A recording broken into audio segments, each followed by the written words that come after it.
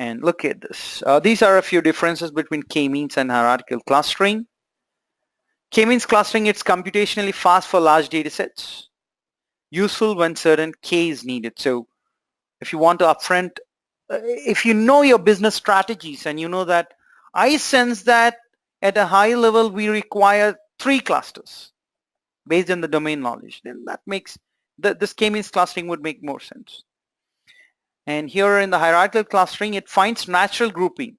You need not upfront specify the number of clusters. And your dendrogram is very transparent. By looking at that, you can determine on how many clusters you want, right? Here upfront you determine, here after looking at dendrogram, you then determine on how many clusters you want.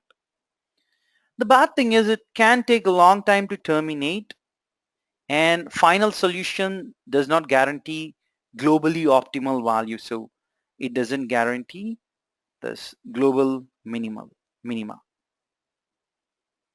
right? So you need to work around with multiple clusters and deal with that. Different initial partitions can lead to different solutions. So if you have a larger data set, if you're taking a sample, each sample can give you a different result.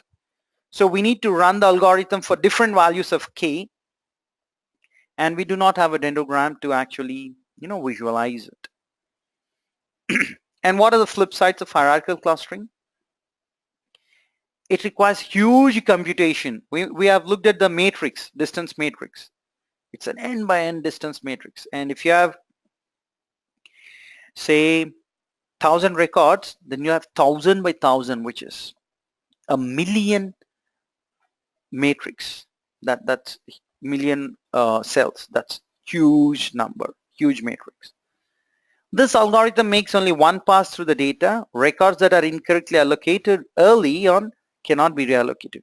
So in k-means clustering earlier, when records were incorrectly allocated, during the subsequent runs, you were recalculating the centroid and rearranging.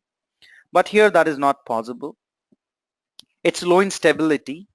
So reordering data or dropping a few records can lead to different solutions drastically. And single plus complete linkage is robust to distance metric as long as the relative ordering is kept. But average linkage is not robust. Yeah, it changes drastically. And most distances are sensitive to outliers. So again, we have a challenge of normalizing the data, making the data standard, or looking into the scaling issues and all that. Right? That is how we need to look at the pros and cons. Any algorithm would have its own pros and cons, but ultimately a successful data scientist would evaluate all of these techniques in light of the good and the bad, pros and cons, and then successfully come up with proper labeling of the clusters.